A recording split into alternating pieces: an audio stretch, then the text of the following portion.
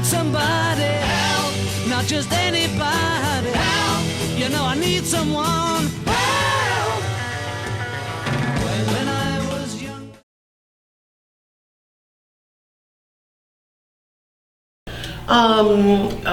Slavery is a deplorable part of human history and American history. In our country, the abolitionist movement, I wish it would have started, much sooner than it did, but it was definitely necessary.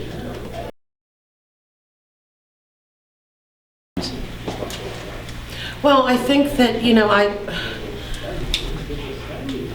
I think overall, when I think about the effects of slavery in America, there are so many people today that have the school of thought that African Americans should just get over it, that it's something that, happened 150 years ago. But when you really think about it, the after effects of slavery are going to last for centuries to come. Because the civil rights movement just ended in the 1960s, that's only 40 years ago, 50 years ago.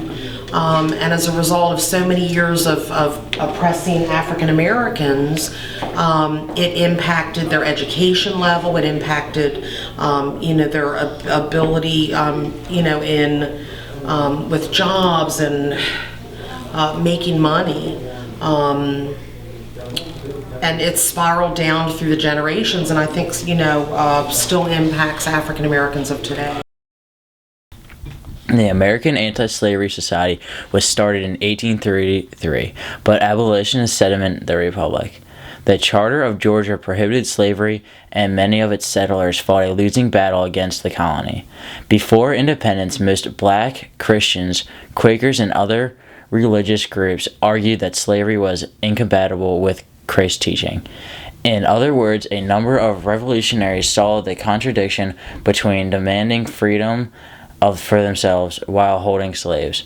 Although the economic center of slavery was in the South, Northerners also held slaves, as did African Americans and Native Americans. Also, some Southerners opposed slavery. Blacks were in vanguard of the anti-slavery movement. Abolitionist literature began to appear about 1820. Until the Civil War, the anti-slavery press produced a steadily growing group of newspapers, sermons, periodicals, children's publications, speeches, abolitionist society reports, broadsides, and memoirs of former slaves.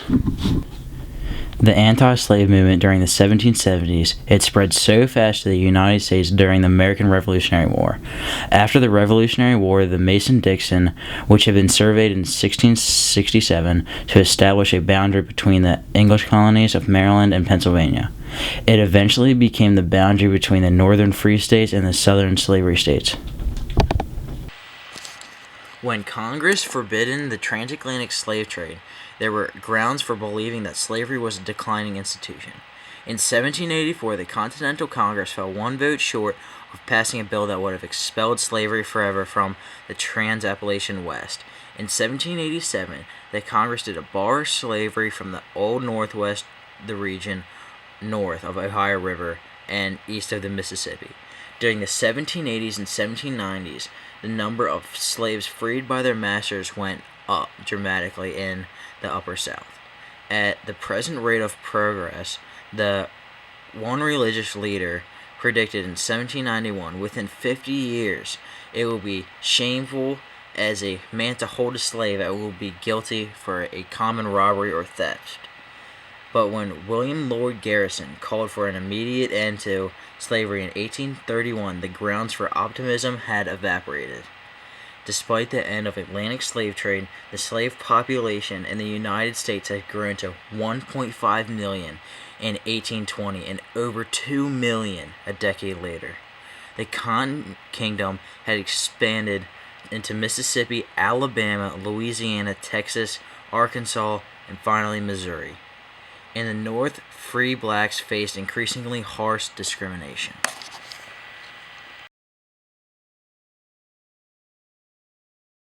Oh, definitely. Definitely they were heroic. I mean, so many people don't understand, how many non-African Americans risked, their lives to aid in the abolitionist movement and to help slaves on the Underground Railroad. Many which would have been, seriously harmed and ostracized by people in their communities if they knew what they were doing, and they were willing to risk everything. So they were definitely heroic. The Underground Railroad. It wasn't really an underground railroad. It was a group of safe houses that went all the way up to the north. Overall, it helped free around 100,000 slaves from the South from 1810 to 1850. For the next 10 years, Tubman acted as a conductor on the Underground Railroad, making at least 15 trips into southern slave states and guiding not only her parents and siblings, but more than 300 slaves into freedom in the North. Most fugitives could not depend on an organized system of Underground Railroad stations to release them to freedom. While some abolitionists like Levi Coffin, William Still, and Harriet Tubman actively assisted runaways, most fugitives had to rely on their own. They had to borrow or forge passes, make up disguises, locate hiding places, or stow away on boats or trains. As one Illinois abolitionist later pointed out, "I do not know of any fugitive ever being transported by anyone. They always had to pilot their own canoe with the little help that they received." There was a dead end in slavery. African Americans took the lead in staging protests against slavery. As discrimination and white racial violence intensified, blacks made their community better by putting together separate churches, schools, voluntary associations, and the first African American newspapers. They also staged parades to commemorate the Haitian Revolution and the adoption of abolition laws in the North. In 1830, 40 black delegates from 8 states held the first of a series of annual conventions that denounced slavery and called for an end to discrimination laws in the northern states.